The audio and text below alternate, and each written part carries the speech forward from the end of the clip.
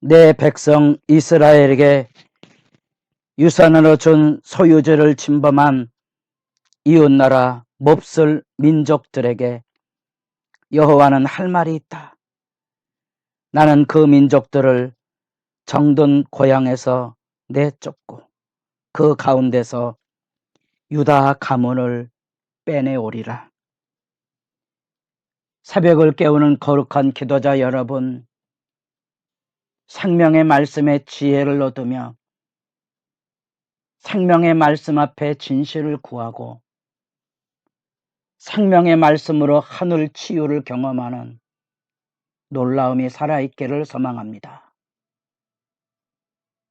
오늘 읽어갈 하나님의 말씀은 예레미야 12장 7절에서 17절까지의 말씀입니다. 우리는 지금 11장, 12장을 중심으로 해서 언약을 깨뜨린 하나님의 백성, 그래서 그 언약의 저주 아래 멸망으로 떨어지는 현실을 내다보고 탄원하고 애통하는 예레미야의 말씀을 읽어가게 됩니다. 그 언약이 깨어진 하나님의 심판을 선포하는 예레미야를 정작 고향 사람, 아노도 사람들까지도 음모를 꾸며서 아예 선지자와 그 후손 싹을 잘라버리자고 음모를 꾸미고 있는 무서운 악의 목소리들을 하나님께서 예레미야에게 알게 하시고 예레미야는 그 안에 하나님의 심판을 울부짖게 되지요. 그 실체적인 죄악의 만연에 대하여 그 악에 대한 하나님의 공의의 심판을 외치는 예레미야의 절규에 대하여 드디어 땅이 그 죄악의 더러움들을 토해내는 하나님의 심판의 메시지가 우리가 읽어갈 12장 7절부터 13절까지 들려지게 됩니다. 그것은 여호와의 탄식이고 그것은 내 백성, 하나님의 백성으로서의 내 집, 내 기업, 내 포도원으로 표현되고 있는 하나님의 소유된 그 백성의 죄악이 결국은 심판으로 무너지는 것에 대한 하나님의 아픈 호소와 탄식이 담겨져 있습니다. 그래서 비유가 들려집니다. 사자와 매가 불려져 오는데 그런 것들이 다 심판의 먹잇감으로 자기 백성들을 수탈하고 압제하는 모습으로 나타나서 결국 하나님이 소중히 여기던 약속의 땅이 허벌판의 황무지가 되어버리는 안타까운 심판의 현실이 그려지고 있습니다. 그리고 그 악함의 심판의 실제가 13절 말씀에 보면 무리가 밀을 심어도 가시를 거두며 수고하여도 소득이 없은즉 헛수고의 저주지요. 하나님께서 지으신 만물의 풍성한 열매가 인간이 저지른 죄악으로 말미암아 가시덤불과 엉겅퀴가 쏟아져 나오는 것처럼 우상을 숭배했고 자연 만물에게 복을 빌던 그들에게 결국은 하나님의 심판과 언약의 저주가 쏟아지니 그 모든 것이 다 헛것이 되어버렸다는 탄식의 이야기가 이어지게 됩니다.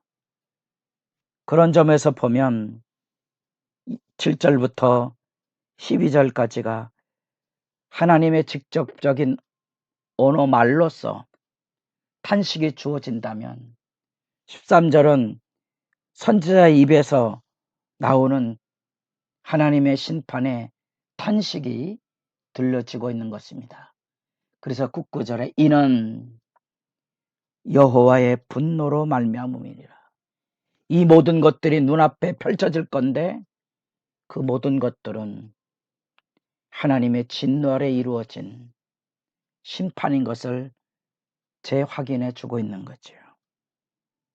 그리고 냉정하게 이제 하나님의 심판의 시나리오가 진행되는 장면의 말씀을 14절부터 17절까지 만나보게 됩니다. 그것은 하나님의 분노의 심판인데 중요한 주제는 뽑아버린다는 말입니다.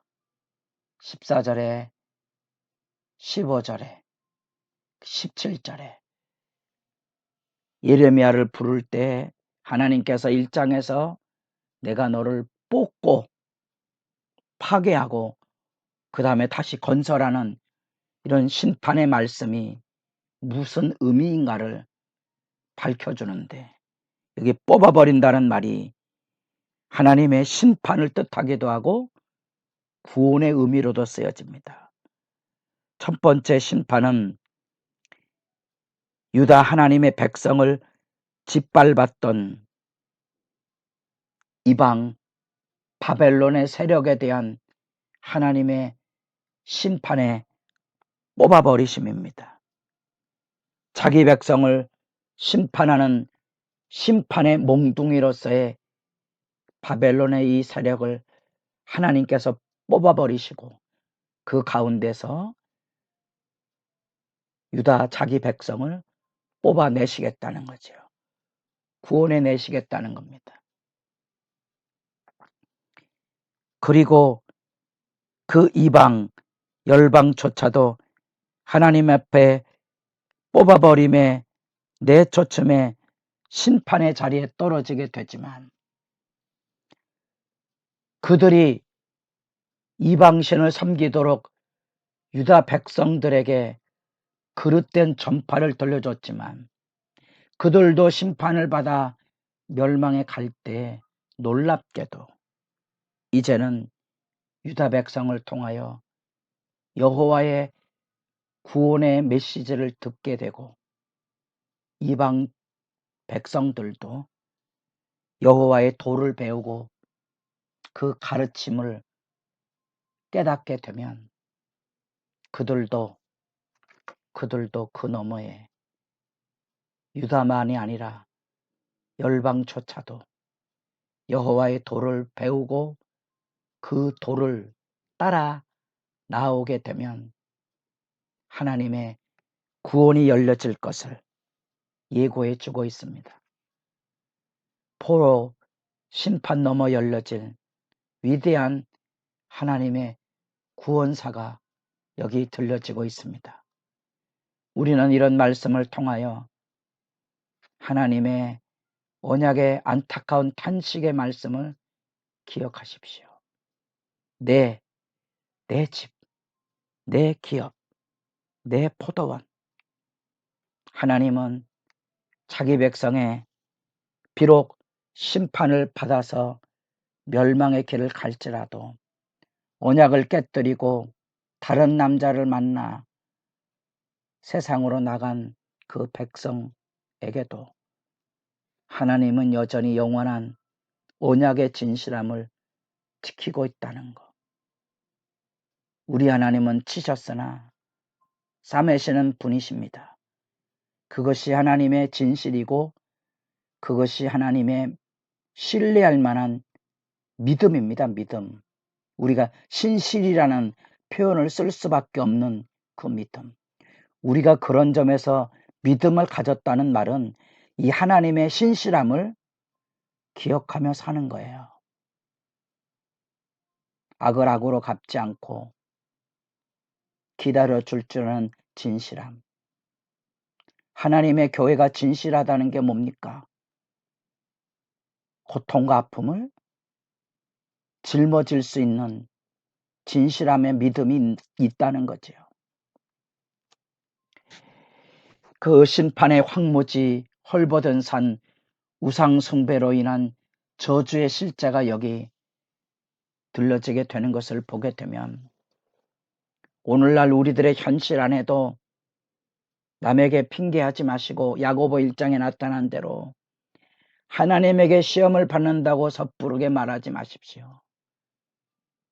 대부분의 우리의 일상의 삶 안에 죄가 가져온 무차별적인 죄의 싹스로의 사망도 있지만 많은 경우 우리 각자가 우리 교회가 저지른 죄악의 대가를 고통스럽게 겪어가야 되는 거지요. 그런 점에서 책임 있는 신앙생활을 하실 필요가 있습니다. 정직하셔야 되고요. 이거 뽑아버린다는 말 속에 담겨져 있는 하나님의 심판, 열방의 자기 백성의 유린당함을 지켜보시는 하나님의 아픈 마음이 그 열방을 뽑아버리시고 그 가운데서 자기 백성을 뽑아 구원해내시는 그 하나님의 심판 앞에 놀랍지만 자기 백성에게만 구원의 길이 열려지는 게 아니고 이제 열방조차도 포로로 끌려간 유다 백성들을 통하여 여호와의 도를 배워서 여호와께서 살아계신다는 그 믿음의 이름을 부를 때 여호와라는 내 이름으로 맹세하는 그 백성이 이스라엘과 더불어 새로운 이스라엘과 더불어 심판을 넘어선 이스라엘을 통하여 누리는 구원의 희망이 들려진다. 그 영광의 비전을 여러분도 품고 기도하는 시간이 은혜 안에 충만하기를 소망합니다.